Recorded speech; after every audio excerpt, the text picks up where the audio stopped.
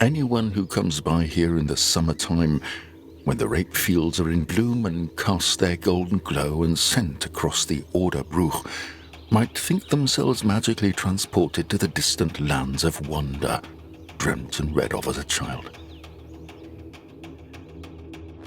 Looking out from the Seelow Heights, let us glimpse such divine blessings. These were the rapturous words of Theodor Fontana in 1860. 85 years later, the view is a vision of hell itself. In early 1945, this tranquil corner of the earth is the scene of the largest battle at the end of the Second World War in Europe.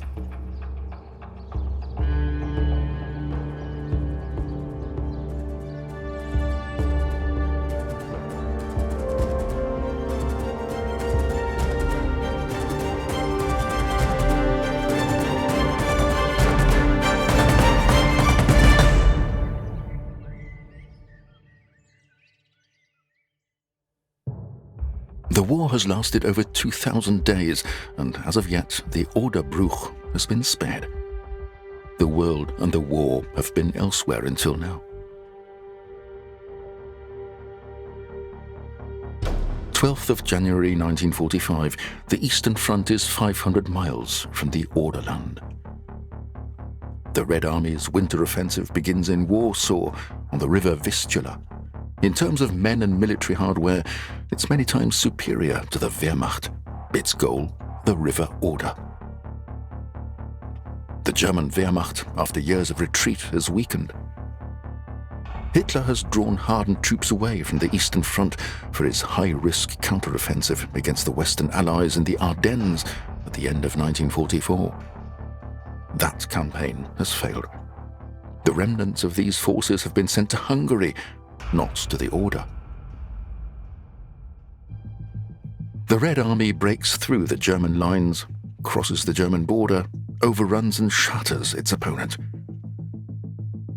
It covers 500 kilometers in 2 weeks.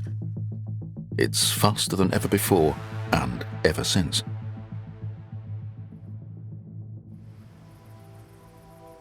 At this speed, Soviet troops reach the Oder even before the fleeing Germans. On the 31st of January 1945, north of Küstrin, the first Red Army soldiers cross the frozen river to reach its western bank. The people on the other side are taken by complete surprise.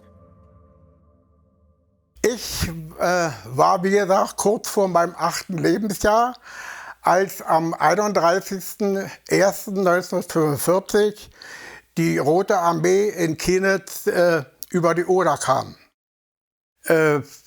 Durch Gespräche mit meinen Eltern und Bekannten war mir dann auch die Jahre danach bewusst geworden, dass alles so überraschend war, dass niemand davon wusste, wo die Front ist.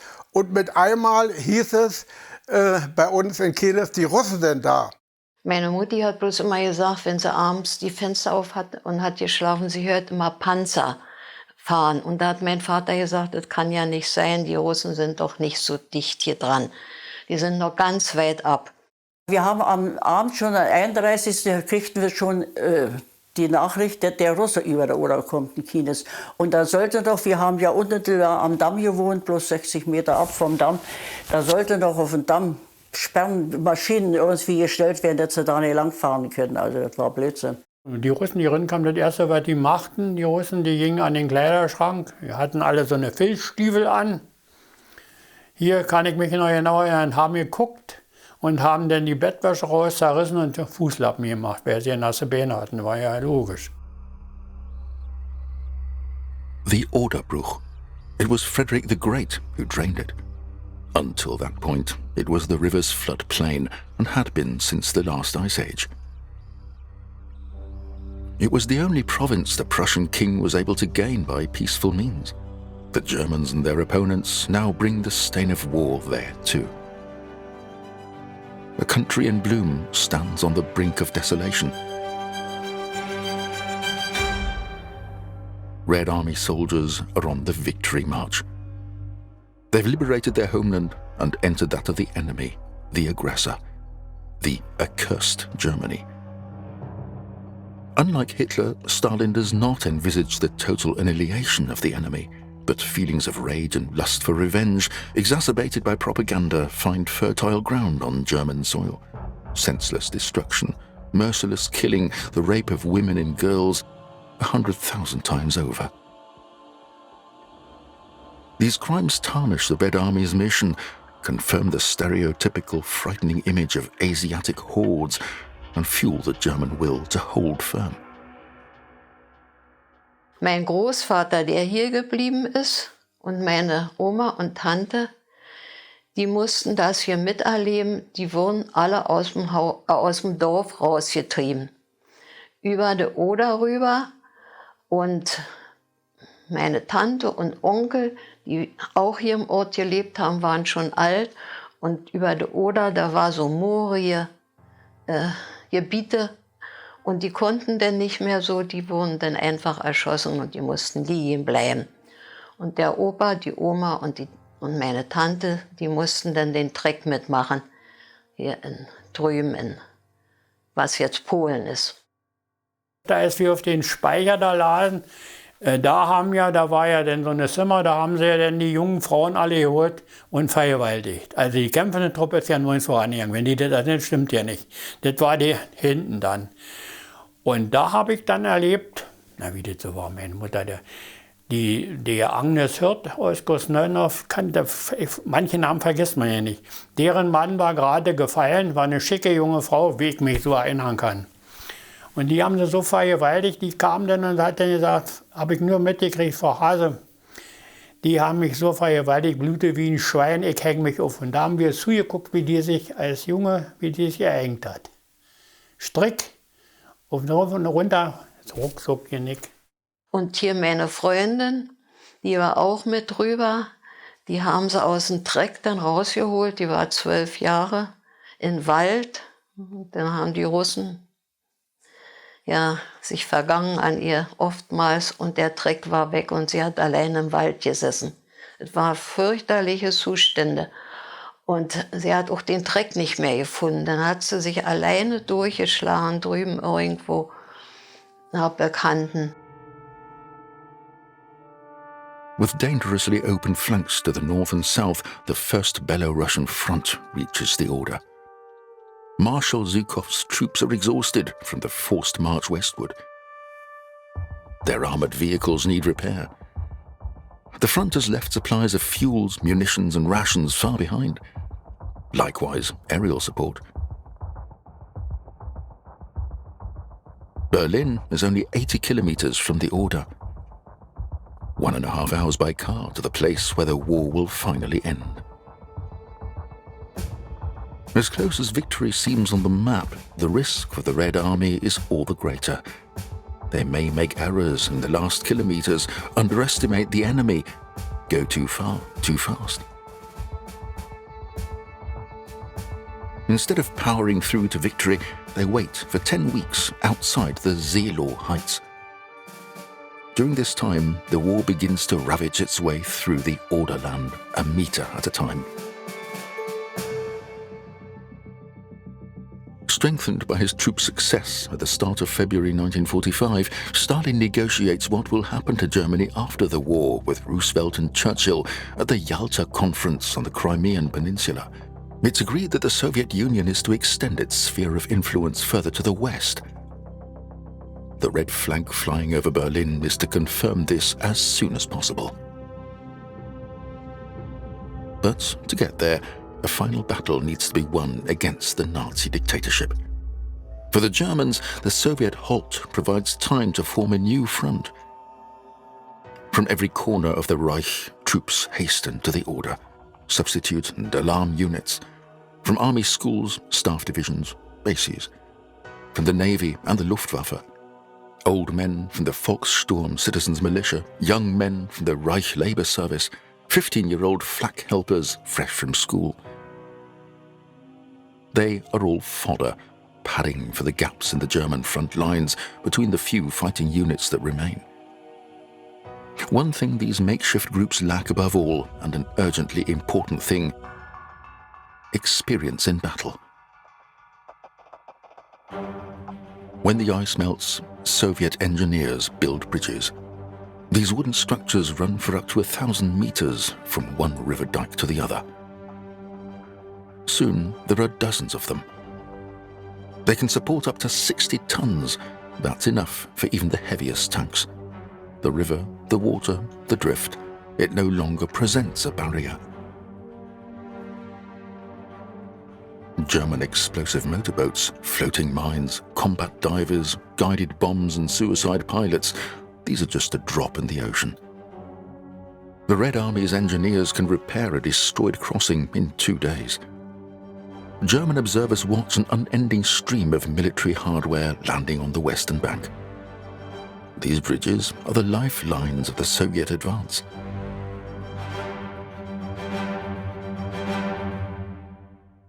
German soldiers hurry to the front. They're met by columns of refugees, prisoners of war, forced laborers, concentration camp inmates. The Nazi system is collapsing, but it still functions. The inhabitants of the Oderbruch must abandon their homeland. Civilians get in the way of a battlefield. For many, it is goodbye forever. Any invader advancing on Berlin first has to take the old Prussian fortified town of Küstrin. It lies on Reichsstrasse No. 1. This sole main road running westwards is the path of victory. An avenue typical of Brandenburg. Unending rows of trees line both sides of the road. If a tank gets stuck here, whole armies are gridlocked. The road to victory is narrow and dangerous. Encircled almost completely, apart from a narrow supply line kept open by the Wehrmacht, Küstrin holds firm until the end of March 1945. Now the Soviet crossings can all join to form a larger bridgehead, large enough for the deployment needed to storm the Seelow Heights and then Berlin. In the end, Küstrin is rendered a wasteland, a field of ruins ploughed up again and again by detonations, the Pompeii of the north. At the beginning of March, Hitler travels to the Oder. For the last time, he visits the front of the war he instigated. Once again, the Führer demands the impossible of his commanders. Now, as before, they do not dare oppose him.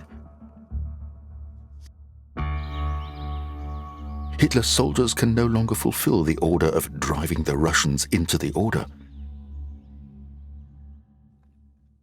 An enemy bridgehead which years earlier would have been child's play for the Wehrmacht to destroy is now impregnable. Any assault against it only increases one's own losses, but still they keep going.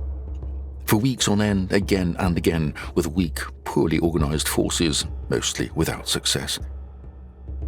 Attack is the cry from the Führer's bunker. This costs him dearly in expensive weaponry and experienced men. Both are scarce commodities by early 1945.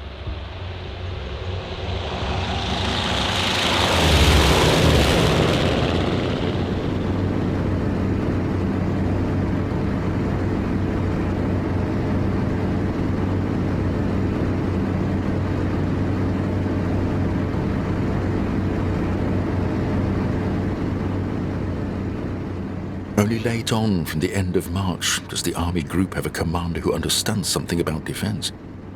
Until then, it's subject to Heinrich Himmler's amateurish caprices. The architect of Nazi terror is a failure on the battlefield. His successor, Gotthard Heinrici, knows how hopeless the situation is. The Endsieg, decisive victory, will not be achieved east of Seelow. Potential successful outcomes are in tatters. Holding out for a couple of days, enduring, holding up the Red Army advance. For whatever reason. Acting according to the rules of warfare, barely anything remains but this. A teaching moment in military history. This also gives meaning to the fight, even if it's pointless in the wider sense. Heinrici was an officer under the Kaiser, took part in Hitler's invasion of the Soviet Union, and is now about to witness his country defeated once more in war.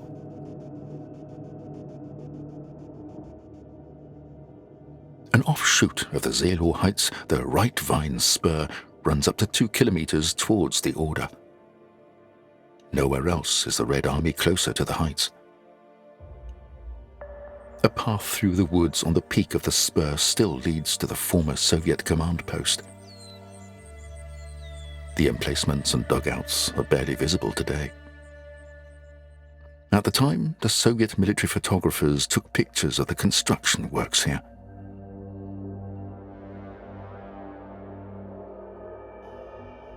On the 16th of April 1945, Marshal Zhukov will direct the large-scale attack across the front from here. At up to 80 meters in height, the spur offers a clear view of the future battlefield. Below the lookout point, the Red Army carve out deep dugouts in the slope for their commanders.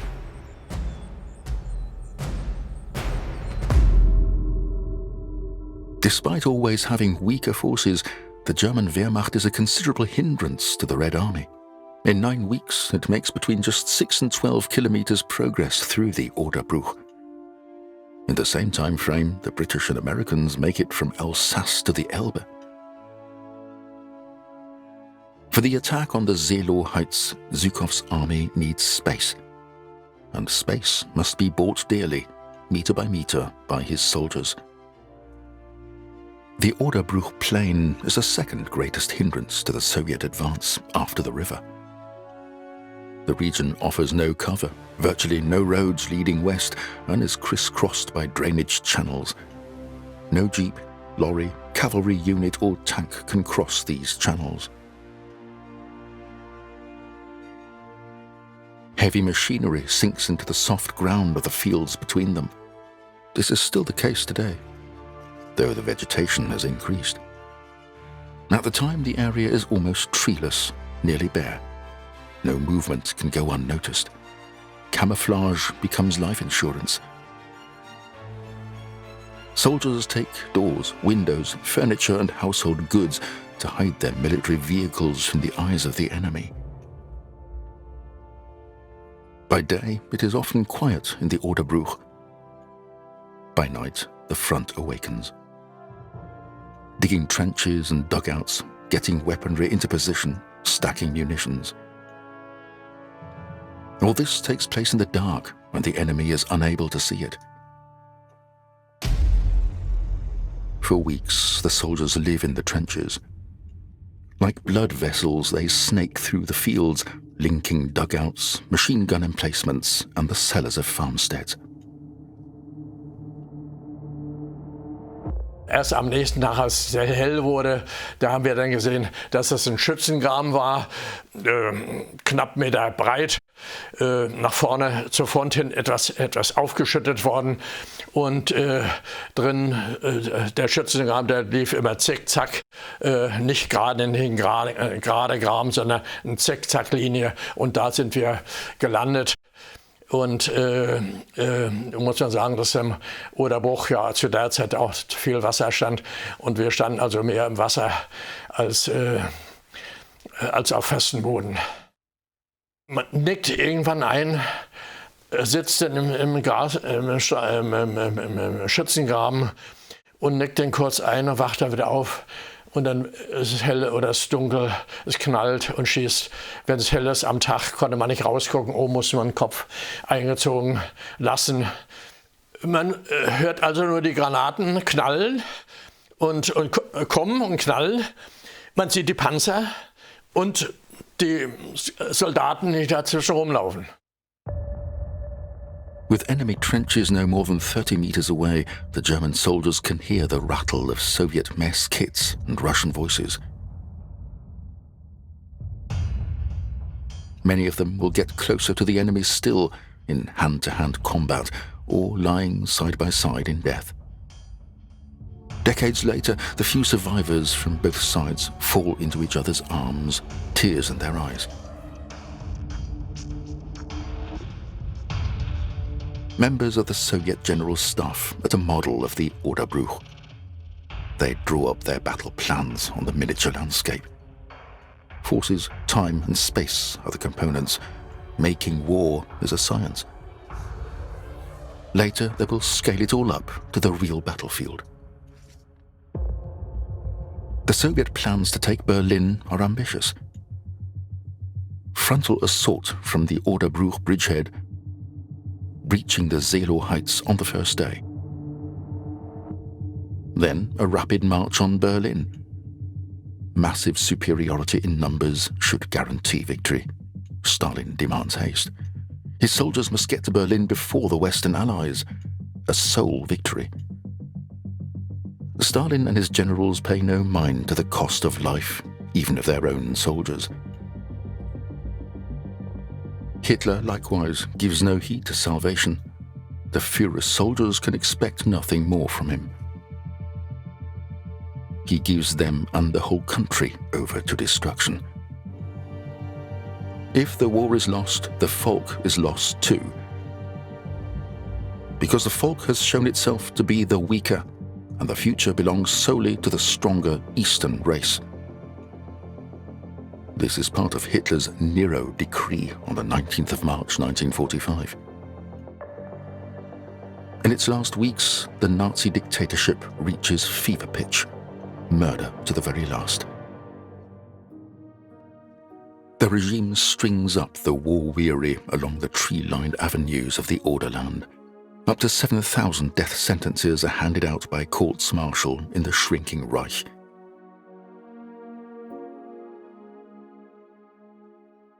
The communist secret police takes care of any deserters behind the Soviet front. Not every Red Army soldier is eager for heroism shortly before victory. The chance of losing one's life in this final, laughably short stretch of the war is too great. To die here on foreign soil, even though Mother Russia has long been liberated. Stalin's political commissars have a job on their hands. To this day, the reason why the Germans kept fighting even in a situation of utter hopelessness is not well understood. Motivation has many reasons. A feeling of obligation, obedience, fanaticism, fear of Bolshevism, or the terror system of National Socialism. A belief in secret weapons and miracles. In the West, coming together to stand against the Red Terror. Sheer wishful thinking. Neither the Americans nor anyone else wish to join forces with the Germans. The world wants Germany defeated once and for all. But what does the ordinary soldier in the trenches know of this?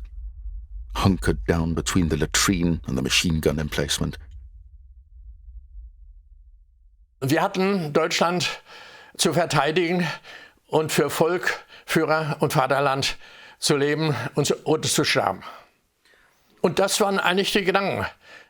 Den Angreifer abzuwehren, so gut wie es geht abzuwehren und versuchen zu überleben.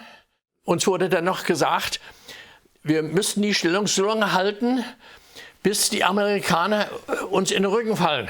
Bis die Amerikaner, also Deutschland, erobert hatten, besetzt hatten, nicht, dass die Sowjetunion unter Stalin, unter Schuchow, Deutschland erobern sollte. Ich hatte auch keine Angst, irgendwie getroffen zu werden oder dass ich vielleicht tot sein könnte oder so. Nein, meine Gedanken waren, ich hatte Deutschland zu verteidigen. The battlefield on the 16th of April 1945. The line of the front runs across the Oderbruch. On the German side, an army of around 100,000. Opposing it, about 1 million Soviet troops in 11 armies. Zhukov has the luxury of holding 3 of them in reserve. On the German side, there are no more reinforcements left. The asymmetry continues when you look at the equipment. 500 German tanks against 3,600 Soviet ones. 1,500 cannons against 30,000. 300 aircraft with a swastika on their tail. 4,000 with the Red Star. The assault begins before the break of dawn in the darkness of night.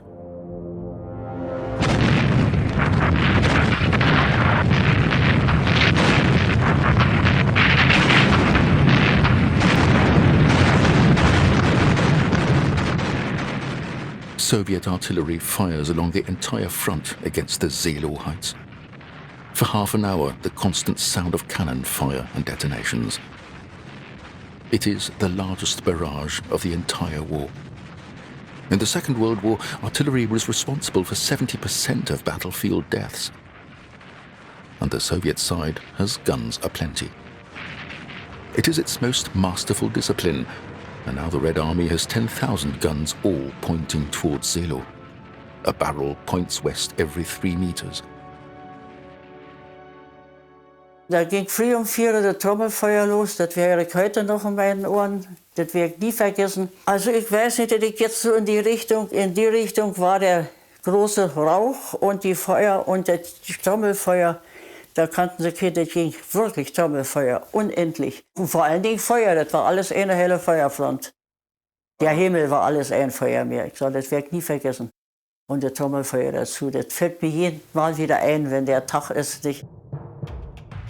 The Red Army fires 1.2 million grenades on this one day. It has magazines stocked to last 7 days. After firing has commenced, Zhukov has the battlefield lit by searchlights, turning night into day. Light to let his soldiers work. Light to blind, to shock the enemy. But a massive wall of stirred-up dust and the smoke from the explosions swallows up the beams. Headlamps in the fog. Like a shadow play, the Germans can see Soviet silhouettes coming for them. Excellent targets. Decades later, historical propaganda of the Socialist Party ruling East Germany will transform this deadly mistake into a cunning military ruse. Zhukov's generals send infantry with tanks in first. The battle is progressing. The German trenches are completely destroyed. No trace of the enemy. They've been drawn back from the first trenches by Heinrici hours before the onslaught to wait on the edge of the heights. Around midday, an unexpected stroke falls. Shortly before the heights, the Red Army is pinned down by German defensive fire and unable to advance. From his command post on the right Vine spur, Zhukov sees his plans falter. Nervous, he brings his reserves into play. More than 1,000 tanks should force victory by any means. Rolling past their own infantry, they come within range of German artillery. The great destruction begins. The Soviet Marshal also sees this.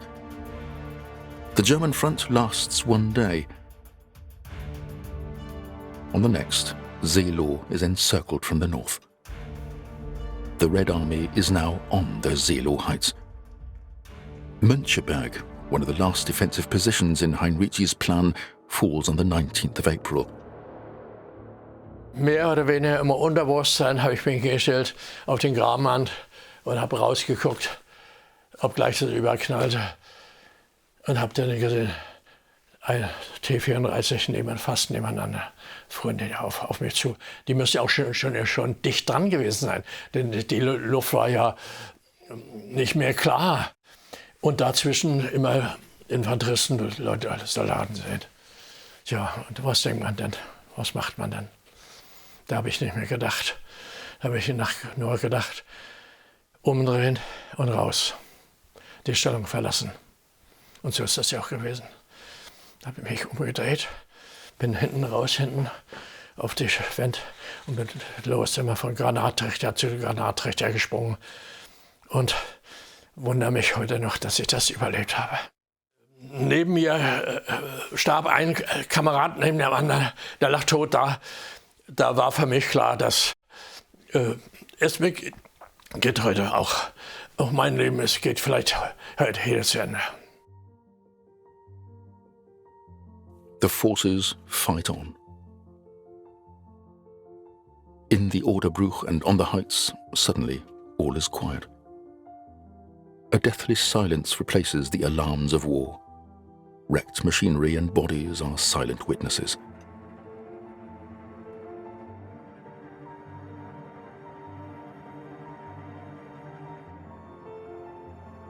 The Reichstag in Berlin is only 50 kilometers away as the crow flies.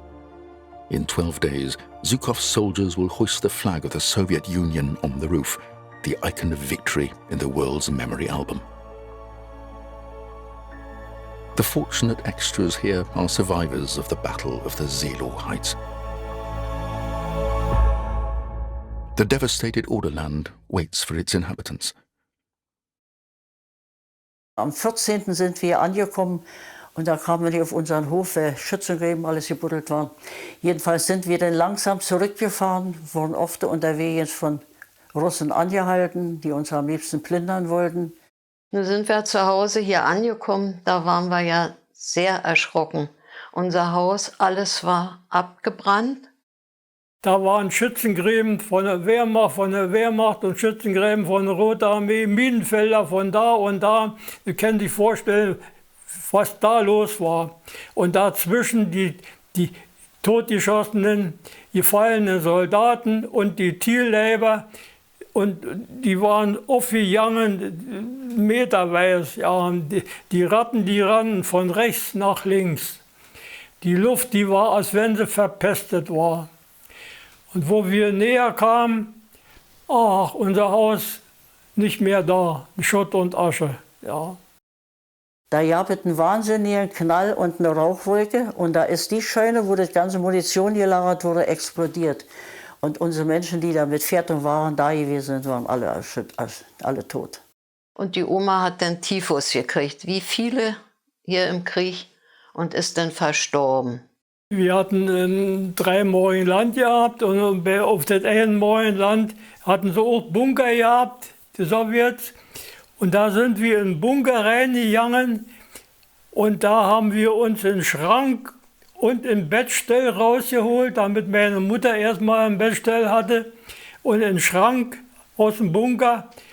Und das waren unsere ersten Möbelstücke, die wir hatten, ja. Und von unserer Familie, die bei uns gearbeitet hat, die Tochter da, die war da Krankenschwester gewesen, die war dann auch bei und die kam einmal an und hat sich hingestürzt auf den Sofa, sagt sie, ich kann nicht mehr, jetzt habe ich das letzte Bein mit der Schere abgeschnitten. The soldiers' trenches become their graves. Weapons and ammunition are their grave goods. Human and technological battle waste disposed of on location. Deposits in the layers of sediment laid down by war. An anonymous graveyard beneath a surface that will soon become new. No burial, no prayers, no headstone. What humans neglect, nature takes over. Poppies and cornflowers as funeral wreaths. Over and done. Soon the land looks just like it did before. The new topsoil will flourish as the old, with beets and grain. The survivors need to live. Also als ich jung war, als Hitler jünger war, da haben wir auch schon vom Krieg und Kriegsspiele gemacht und so. Und da hat man sich gar keine Vorstellung gemacht, was so ein Krieg alles anrichten kann und was ein Krieg bedeutet an was ich. Das ist so eine Sache, das muss für die Welt bleiben, das muss nicht. Es kommt durch die Zeit, dass sich die Filme dann mal angucken, auch die Jugend heute, das ist ganz was anderes, nicht? Und wir denken nur bloß immer, dass alles friedlich bleibt, dass man sowas nicht mehr erleben tut. Oder eben, wir ja nun nicht mehr, bestimmt nicht mehr, aber eben die Generationen weiterhin, nicht, dass die Welt friedlich bleibt. It is said that a war is only over when the last soldier is buried. To this day, not a year goes by in the Oderland without bodies being discovered. Buried does not mean gone forever. We just don't see them. In the history books, the war has a start and an end. Like every battle, every skirmish. But what remains forever is the battlefield.